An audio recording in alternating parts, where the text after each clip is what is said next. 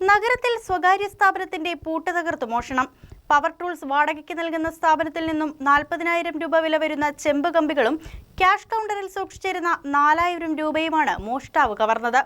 Police night പെട്രോളിംഗും CCTV ക്യാമറകളും ഉണ്ടായിട്ടും നഗരത്തിന് നടുവിൽ മോഷണം നടന്ന സംഭവത്തിൽ ആശങ്ക പ്രകടിപ്പിക്കുകയാണ് വ്യാപാരികൾ.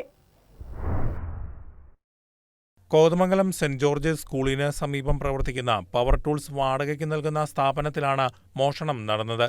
കോഴിപ്പള്ളി സ്വദേശി കവളമാക്കൽ ക്ലീറ്റസിന്റെ സ്ഥാപനമാണ് ഇത്. വ്യാഴാഴ്ച രാത്രി 12 മണിക്ക് ശേഷമാണ് സംഭവം. സ്ഥാപനത്തിന്റെ മുൻവശത്തെ ഗ്രിൽ ഉപയോഗിച്ചുള്ള വാതിലിന്റെ പൂട്ട് തകർത്താണ് മോഷ്ടാവ് കടയ്ക്കുള്ളിൽ കടന്നത്. ഇവിടെയുണ്ടായിരുന്ന 200 മീറ്ററോളം ദൈർഘ്യം വരുന്ന വില കൂടിയ കേബിളുകൾക്കുള്ളിൽ നിന്നും ചെമ്പ് കമ്പി മോഷ്ടിച്ചു. കൂടാതെ ക്യാഷ് കൗണ്ടറിൽ ഉണ്ടായിരുന്ന 4,000 രൂപയും കവർന്നു. ഇവയ്ക്കും പുറമെ വിലപിടിപ്പുള്ള പല യന്ത്രസാമഗ്രികളുടെ ചെമ്പ് കൊണ്ട് നിർമ്മിച്ച ഉപകരണ ഭാഗങ്ങളും വെൽഡിംഗ് സെറ്റുകളുടെ കേബിളുകളും മോഷ്ടിച്ചു. 40,000 രൂപയുടെ നഷ്ടം ഉണ്ടായതായി കണക്കാക്കുന്നു. മോഷണം നടന്ന സ്ഥാപനത്തിനുള്ളിൽ പലയിടത്തും വെളുത്ത നിറത്തിലുള്ള പൊടി വിതറിയ രീതിയിൽ കാണപ്പെട്ടു. വിരലടയാളം പതിയാതിരിക്കാനുള്ള മോഷ്ടാവിന്റെ ശ്രമമാണ് ഇതെന്നും കരുതുന്നു.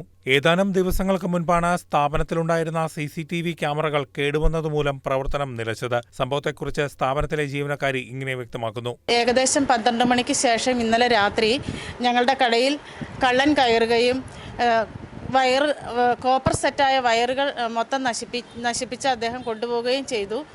ഇവിടെ ഉണ്ടായിരുന്ന ടൂൾസ് സാധനങ്ങൾക്ക് ആവശ്യമായ ആക്സസറീസ്, പിച്ചള, ചെമ്പ് സാധനങ്ങളെല്ലാം അവർ എടുത്തുകൊണ്ട് പോവുകയും വെൽഡിംഗ് സെറ്റിൻ്റെ കേബിളുകൾ അതെല്ലാം അവർ എടുത്തുകൊണ്ട് പോയി. ക്യാഷ് കൗണ്ടറിലെ ബോക്സിലിരുന്ന പൈസകൾ ഒരു 4,000 രൂപയോളം ഉണ്ടായിരുന്നു. അത് അവർ എടുത്തുകൊണ്ട് പോവുകയും ചെയ്തു. പിന്നെ 40,000 രൂപയുടെ അടുത്തത്ര നഷ്ടം സംഭവിക്കുകയും ചെയ്തു ഞങ്ങൾക്ക്. ചെമ്പിന്റെ വില ഉയർന്ന കാരണം കൊണ്ട് തന്നെ ചെമ്പ് കൊണ്ടുള്ള ഉപകരണങ്ങളും ചെമ്പ് കമ്പികളും മോഷണം പോകുന്നത് പതിവായിട്ടുണ്ട്. പോലീസ് നിരീക്ഷണവും ക്യാമറകളും നൈറ്റ് പട്രോളിംഗും ഉണ്ടായിട്ടും താഴ് തകർത്തുള്ള മോഷണം വ്യാപാരികൾക്കിടയിൽ സംസാര വിഷയമായിട്ടുണ്ട്.